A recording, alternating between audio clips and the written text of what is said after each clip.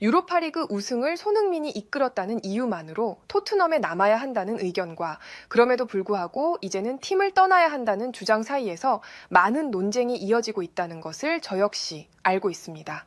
최근 들어 손흥민의 거취에 대해 많은 질문을 받아왔습니다. 그때마다 저는 한 걸음 물러서기보다는 제 입장을 분명하게 밝혀야 한다고 느꼈습니다. 저는 손흥민이 어디에 있어야 하는지에 대해 아주 분명한 생각을 갖고 있는 것이 사실입니다. 토트넘이 유로파리그 정상에 오르며 손흥민에 대한 극찬이 쏟아지고 있는 가운데 다가오는 시즌에 손흥민이 팀에 남을지 혹은 새로운 도전을 위해 떠날지를 두고 의견이 분분한 상황인데요. 이러한 상황에서 손흥민을 오랫동안 아끼고 높이 평가해온 위르겐 클롭 감독이 손흥민의 거취에 대한 자신의 생각을 직접 밝히면서 현지 언론과 팬들 사이에 큰 반응을 불러일으키고 있습니다. 자세한 내용을 좋아요 버튼과 함께 살펴보겠습니다. 정말 조심스럽게 말씀드려야 할 것 같습니다. 클롭 감독은 말을 시작하기 전 숨을 천천히 들이쉬었습니다. 마치 가슴 안쪽 어딘가에 오랫동안 묻어둔 생각들을 꺼내기 전 그 깊이를 다시 한번 확인해 보려는 듯한 침묵이 있었습니다. 아무리 말을 아껴보려 해도 지금 이 시점에서는 제 감정과 판단을 분명하게 밝히는 것이 옳다고 생각합니다. 그의 말투는 흥분으로 끓지 않았고 서운함이나 분노에 휘둘리지도 않았습니다. 다만 오랜 시간 동안 손흥민을 지켜본 이가 한 사람을 향한 존경과 안타까움을 담아 조심스럽게 꺼내는 이야기처럼 들렸습니다. 저는 그를 단순히 경기장에서 지켜본 사람이 아닙니다. 시간이 흐를수록 더 존경하게 된 사람이며 축구라는 스포츠가 인간에게 줄 수 있는 감동이 어떤 것인지 직접 보여준 선수이기도 합니다. 말이 이어지는 동안 클롭 감독의 손은 무릎 위에서 살짝 떨렸고 그 떨림은 단순히 감정의 여운이라기보다 무언가 오래도록 눌러 담아야 했던 압박감의 흔적처럼 느껴졌습니다. 클롭 감독은 머릿속에서 장면 하나를 꺼내듯 말했습니다. 손흥민이 유로파리그 트로피를 두 손으로 들어올리는 모습을 지켜보며 저는 진심으로 자랑스러움을 느꼈습니다. 클롭은 그 순간을 기적이라고 표현했습니다. 단지 한 팀이 오랜만에 트로피를 들어올린 장면이 아니라 손흥민이라는 이름이 단 한 번도 흔들림 없이 쌓아온 커리어가 드디어 그 무게만큼의 인정을 받은 순간이었습니다. 그의 눈빛에는 그 장면이 선명하게 떠오른 듯 그라운드 위의 조명과 환호 소리, 그리고 손흥민이 트로피를 들고 고개를 숙이며 웃는 모습까지 하나하나 마음속에서 재생되고 있는 듯한 고요한 집중이 담겨 있었습니다. 그 자리까지 손흥민이 오기까지 얼마나 많은 것을 견뎌냈는지 저는 압니다. 클롭 감독은 이 문장을 말할 때 오히려 목소리를 낮췄습니다. 겉으로 보기에 빛나는 커리어 뒤에는 쉽게 드러나지 않는 수많은 인내와 희생이 있다는 것을 누구보다 잘 알고 있었기 때문입니다.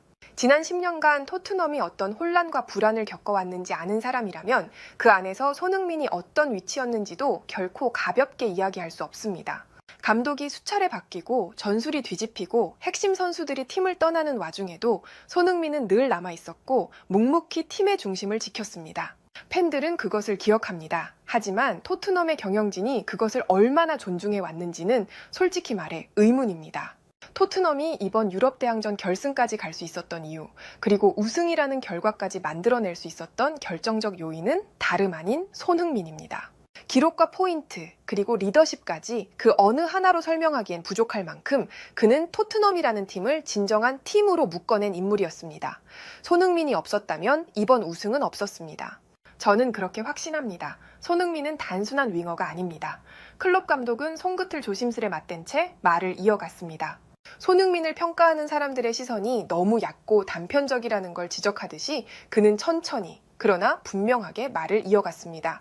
단순히 속도가 빠르거나 양발을 쓸 수 있다는 기술적 특성만을 가진 선수가 아닙니다. 손흥민은 상황을 읽는 사람입니다. 공이 없을 때 더 위협적인 움직임을 만들어내고 전방의 구조와 수비 라인의 균형을 자신의 시선과 움직임만으로 흔들 수 있는 선수입니다. 그런 능력은 훈련으로 만들어지는 게 아닙니다. 경기 자체를 이해하는 감각에서 비롯됩니다. 하지만 지금 그런 선수가 어디에 배치되고 있는지를 묻자 클롭 감독은 고개를 저으며 조용히 분노를 삼켰습니다.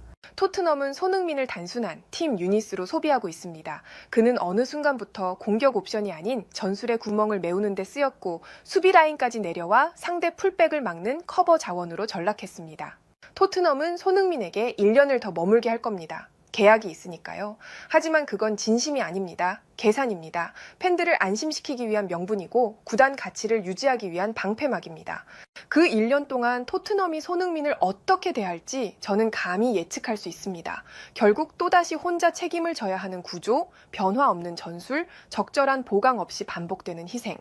그 모든 책임은 다시 손흥민의 어깨 위로 쌓일 겁니다. 그가 누구보다 무겁게 짊어졌던 그 팀의 무게 말입니다. 손흥민은 쉬운 결정을 내리지 않는 선수입니다. 클롭은 이 문장을 말할 때 마치 오랜 친구를 소개하듯 조용하고 단단한 어조를 썼습니다. 팀을 항상 먼저 손흥민은 생각해왔고 자신의 희생을 당연하게 여겨왔습니다. 한 걸음 물러나 동료를 내세우고 감독의 주문에 묵묵히 순응하며 자신의 몸 상태조차 숨기며 경기를 뛰었습니다. 하지만 이제는 본인을 먼저 생각해야 할 시간입니다. 그는 지금 박수 칠 때 떠날 수 있는 마지막 순간에 서 있습니다. 이어서 클롭 감독은 손흥민의 계약 구조에 대해 직접적인 언급을 했습니다. 토트넘은 지난 1월 손흥민의 계약을 1년 연장했습니다. 하지만 이 계약은 손흥민의 의사와는 별개로 레비 회장이 가진 독단적인 옵션 발동 조항에 따라 결정된 것으로 알려졌습니다. 저는 그 말을 들었을 때 정말 깊은 불쾌함을 느꼈습니다. 그런 식으로 구단의 전설을 다루어선 안 됩니다. 클롭 감독의 말에는 더 이상의 설명이 필요 없어 보였습니다. 이번 시즌 손흥민은 리그에서 7개의 골과 9개의 어시스트, 그리고 모든 대회를 합쳐 11골과 11개의 어시스트라는 기록을 남긴 것으로 알고 있습니다.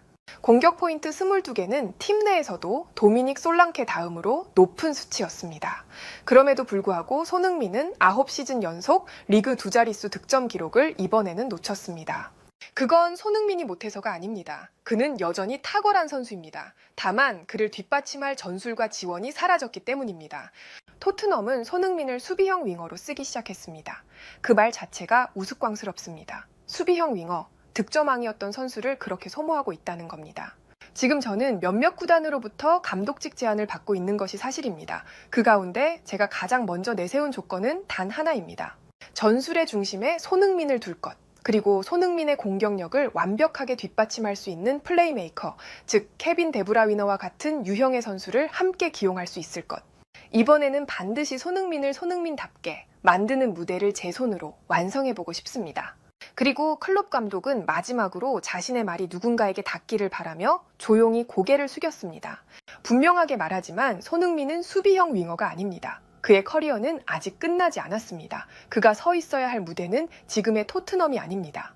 만약 토트넘이 그런 환경을 조성해줄 수 없다고 판단된다면 손흥민은 이미 팀에 우승 트로피를 안기며 자신의 역할을 다했기에 주저없이 토트넘을 떠나 챔피언스리그 진출팀으로 향해야 한다고 생각합니다.